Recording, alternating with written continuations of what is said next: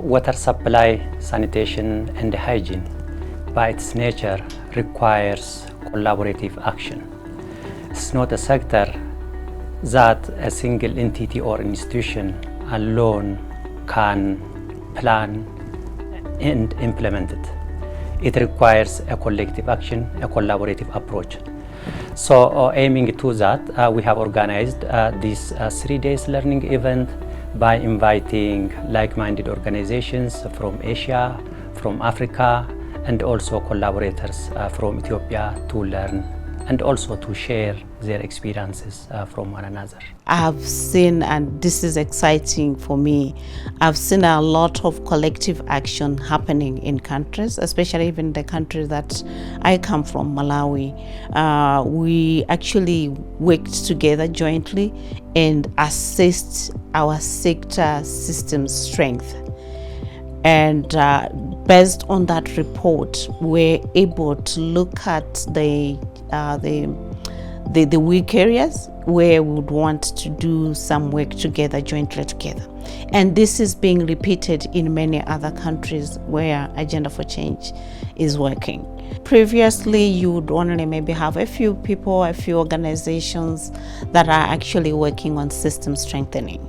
Now our grouping is growing, not just within Agenda for Change members that are represented globally, but we've seen members that are just in country, and this is increasing the system strengthening, as well as in terms of the planning, the WASH master planning that we've initiated as Agenda for Change. Now it's actually government leading. Our government has just completed WASH master plans for 5 districts. I think the main thing to first acknowledge is that government must be in the lead. Whether you have your tools, whether you have your money, whether you have your people, you still have to ensure that government takes the lead. And how do you do that? By explaining first what you're going to do, how you're going to do it, and the mutual benefits for both you and for government, but mainly the mutual benefits for the whole population. Coming together and doing things collectively and doing things jointly reduces on quite a number of things. It reduces on competition, it ensures that resources are well distributed, but the collection of those resources is done well, because you cannot do everything alone. Even government cannot do things alone. If we need resources, then we pool resources and use those resources to do the work. So collective action, for me, in the context of Agenda for Change, is something that needs to be promoted, because no one can do anything alone. So again, based on the data and the evidence that we've collected over the past years, we've been very intentional in communicating this data, this information, to a lot of the organizations who are present. A lot of them are humanitarian organizations because of the fragile context.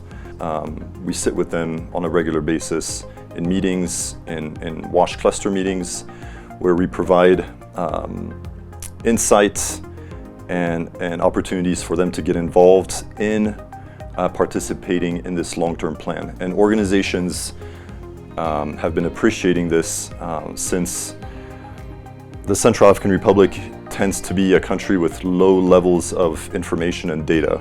So now that this data is available, we are able to really start coordinating our actions together. The first strategy was, first of all, building internal capacity to be present at the different tables where actors, organizations, and government meet. So we built an internal capacity to be able to send people to influence, to speak the data in these different meeting spaces. And the key is to simply be there all the time, monitor what organizations are saying, and contribute to those conversations. We have also developed a platform online that provides a lot of information on the needs in the region where we work. So this online platform has been pretty strategic as a tool for us in our communication with all the different stakeholders.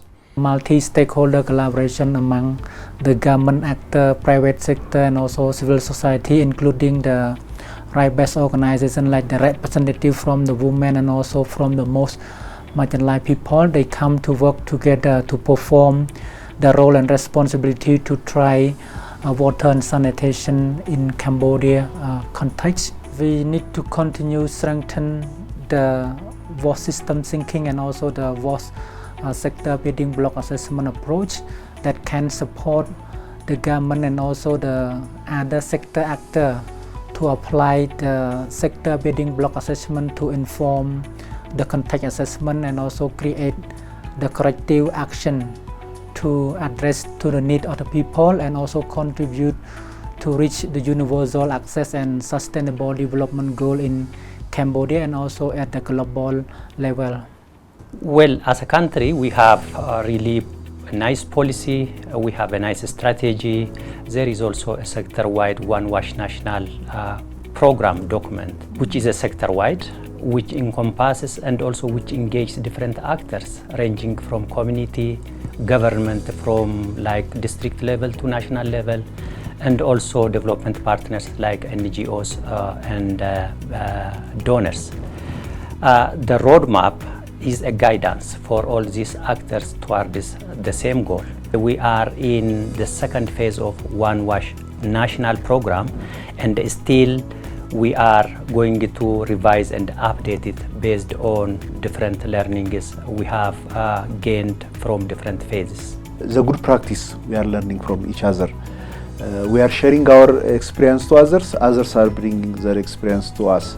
Also, we learn best practice, best technologies to achieve the target in 2030. So this program is, I think, important, that is internationally bringing different sectors in one platform.